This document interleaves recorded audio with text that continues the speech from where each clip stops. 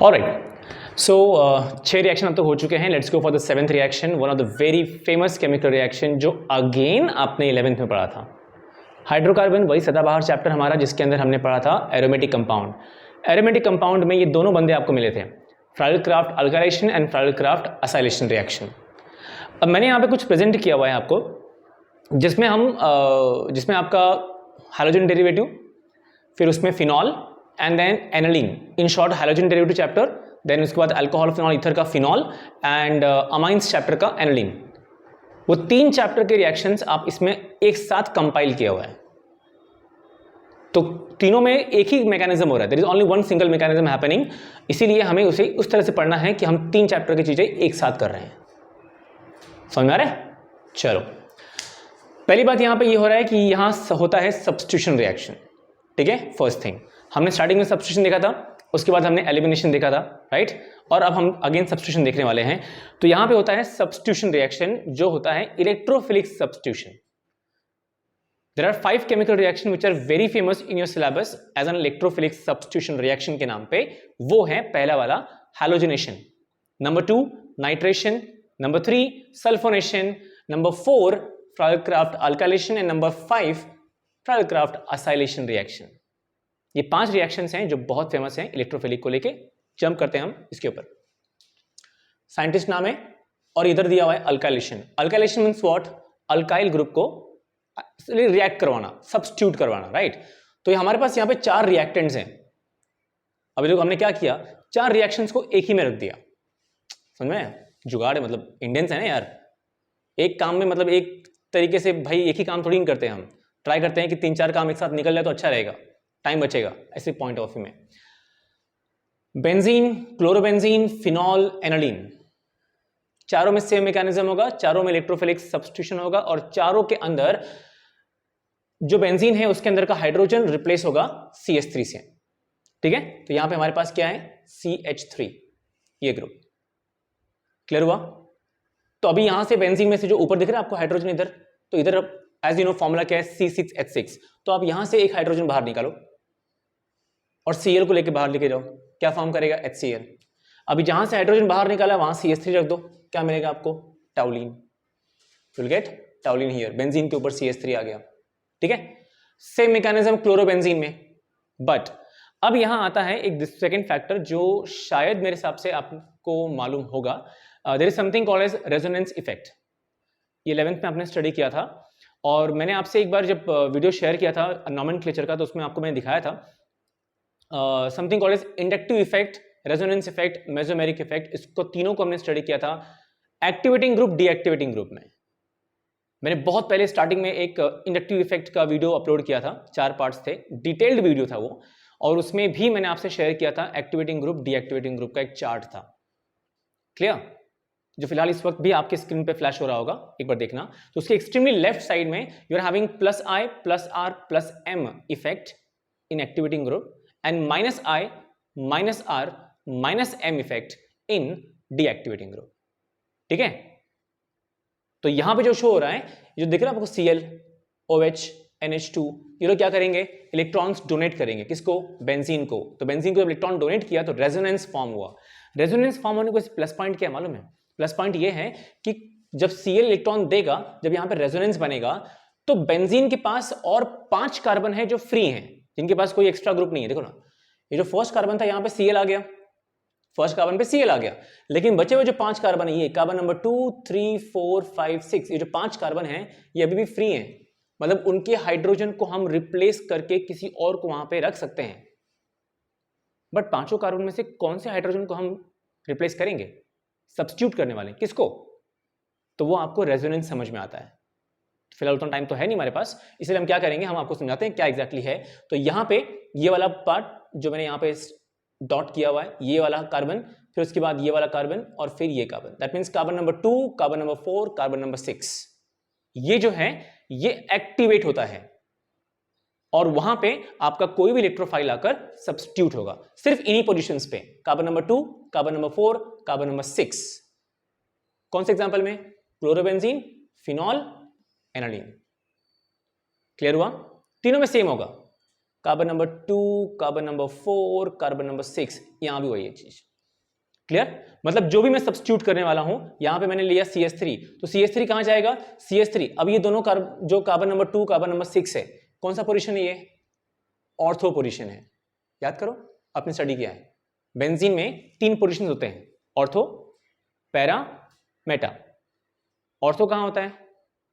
Carbon number 2 and carbon number 6। Para कहां होता है? Carbon number 1 and carbon number 4। Meta carbon 3 and carbon 5।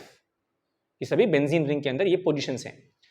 तो ये दोनों ऑर्थो पोजीशन है, तो अगर CH3 गया तो दोनों में से किसी भी एक के पास जाएगा ना, दोनों ऑर्थो पोजीशन है ना, तो किसी एक के पास जाएगा। और ये गया आपका मेटा पैरा पोजीशन के पास। Same thing here, same thing here. तो इन शॉर्ट अल्काइलेशन मतलब क्या? अल्काइल ग्रुप सब्स्टिट्यूट करना है। क्या करना है? अल्काइल ग्रुप सब्स्टिट्यूट करना है। यहां से एक हाइड्रोजन बाहर निकालना है और CH3 ग्रुप को वहां पे रखना है। और कौन से हाइड्रोजन को बाहर निकालोगे आप? Carbon number 2, 4 and 6। क्लियर हुआ? तो देखो यहां पे वही हुआ। अब ये जो आपका रिएक्शन है अनहाइड्रस AlCl3, इसका रोल प्ले क्या है?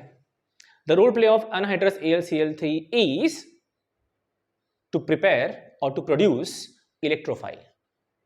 रिएक्शन क्या था हमारा? Electrophilic substitution reaction. अगर हमें इलेक्ट्रोफाइल चाहिए तो कौन प्रिपेयर करेगा? कोई तो होना चाहिए ना उसके लिए। खाना चाहिए तो कौन खाना बना रहा है? मॉम या डैड, कोई तो एक बनाएगा, तभी तो हम खाना खाएंगे। वही चीज यहां भी हो रहा है। तो ये हमारा इलेक्ट्रोफाइल प्रोड्यूस करता है। ये CH3 हमारा इलेक्ट्रोफाइल है। ठीक है, अब इलेक्ट्रोफाइल कैसे हुआ शॉर्ट में बताता हूं। Cl क्या करेगा? ज्यादा इलेक्ट्रोनेगेटिव है कार्बन से, तो Cl इलेक्ट्रॉन ले लेगा पूरा का पूरा।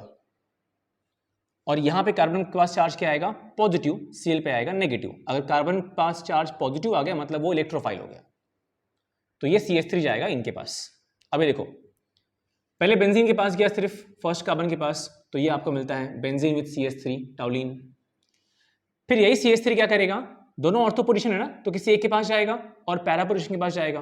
तो मान लो पहले आ गया ऑर्थो पोजीशन के पास, तो ये बेंजीन ऊपर Cl और ये CH3 यहां पे आ गया। फिर वही CH3 कहां जाएगा? पैरा पोजीशन पे, तो ये बेंजीन Cl है और आ गया पैरा पोजीशन पे CH3। Simple basic trick. इतना दिमाग में रखो कि क्लोरोबेंजीन, फिनॉल, एनालीन, इन तीनों एग्जांपल में जो आपका कार्बन नंबर 2, 4, 6 जो है वो एक्टिवेट होता है।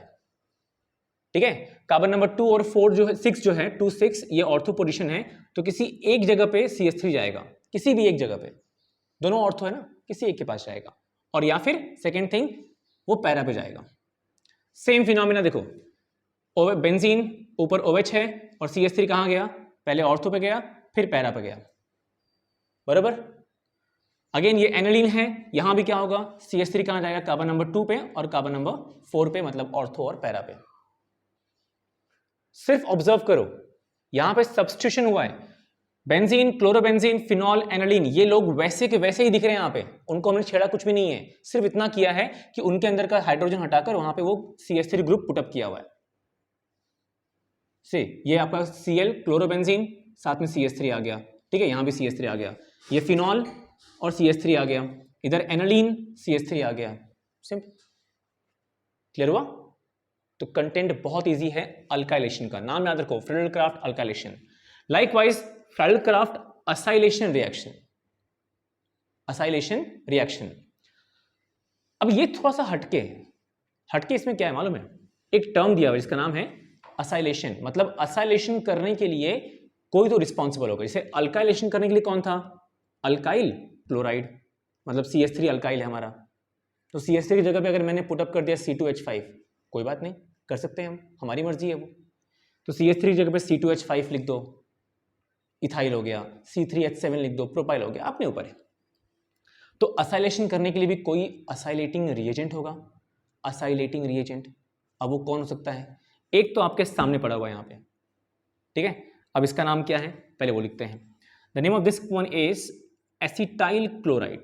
ये कॉमन नेम है, एसिटाइल क्लोराइड, ये कॉमन नेम हो गया। IUPAC नेम क्या होगा? How many carbon? Total number of carbon 2 carbon है। तो 2 कार्बन का कौन सा अल्केन होता है? इथेन। बराबर, 2 कार्बन कौन सा अल्केन? इथेन। इथेन का ई नहीं लिखा, हमें ई सब्स्टिट्यूट करना है ना, रिप्लेस करना है। अब ये कौन सा ग्रुप है, C double bond O, C double bond O कौन सा ग्रुप है हमारा, कार्बोनिल ग्रुप। कौन सा, कार्बोनिल ग्रुप। तो कार्बोनिल का सफिक्स क्या होगा, OYL। हो गया, इथेनॉल हो गया। Cl कौन, क्लोराइड, Cl है हमारा क्लोराइड, सिंपल, दी एंड। समझा।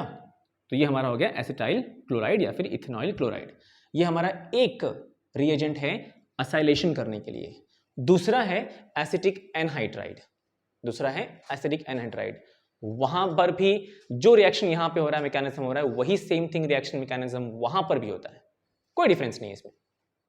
ठीक है, यहां हम क्या करने वाले हैं, जैसे ये वाले में इसमें क्या किया था हमने, CH3 को वहां पे सब्स्टिट्यूट किया था और Cl को बाहर निकाला था। इधर भी वही करेंगे हम, Cl को बाहर निकालेंगे तो बचा कौन, बचा कौन, CH3 C double bond O Cl, CH3 C double bond O, sorry CH3 C double bond O group.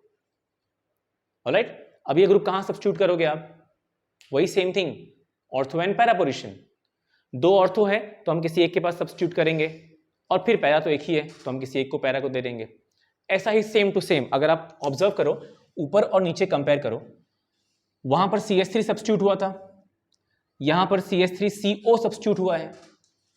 तो CH3CO बोलो या फिर CO CH3 बोलो, एक ही बात है।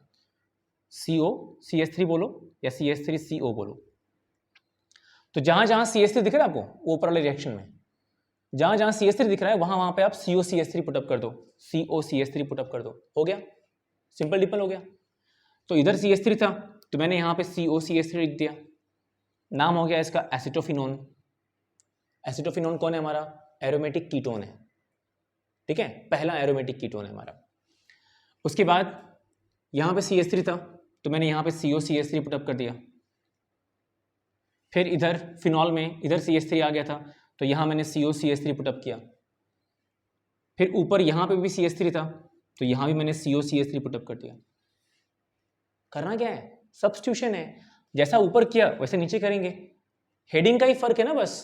अल्काइलेशन तो अल्काइल ग्रुप सब्स्टिट्यूट किया, असाइलेशन तो ये असाइल ग्रुप है, बस और क्या है, समझे।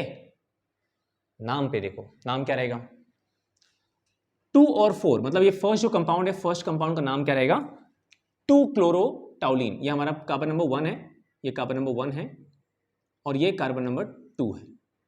तो कार्बन नंबर 2 पे क्लोरीन है इसलिए 2-क्लोरोटाउलिन, और यहां पे कार्बन नंबर 4 पे Cl है। ये हमारा फर्स्ट कार्बन है, second carbon, third carbon, fourth carbon. तो फोर्थ कार्बन पे Cl है, सो 4-क्लोरोटाउलिन। थोड़ा स्पेस कम है, एडजस्ट कर लो थोड़ा सा। इधर भी सेम थिंग है, कार्बन नंबर 2 पे आपका मिथाइल ग्रुप है तो ये आपका फर्स्ट कार्बन हो गया और ये आपका सेकेंड कार्बन है, सो 2-मिथाइल फिनॉल। इधर भी सेम, ये आपका first, second, third and fourth carbon. तो फोर्थ कार्बन पे CH3 है, सो 4-मिथाइल फिनॉल। लाइकवाइज हियर, ठीक है। ऐसा ही कुछ सीन यहां भी है। मैंने आपसे एक बार ऑर्डर ऑफ प्रायोरिटी भी शेयर किया था। यहां पे ना एसिटोफिनोन में ना हमारा ऑर्डर ऑफ प्रायोरिटी बहुत स्ट्रांगली काम आता है।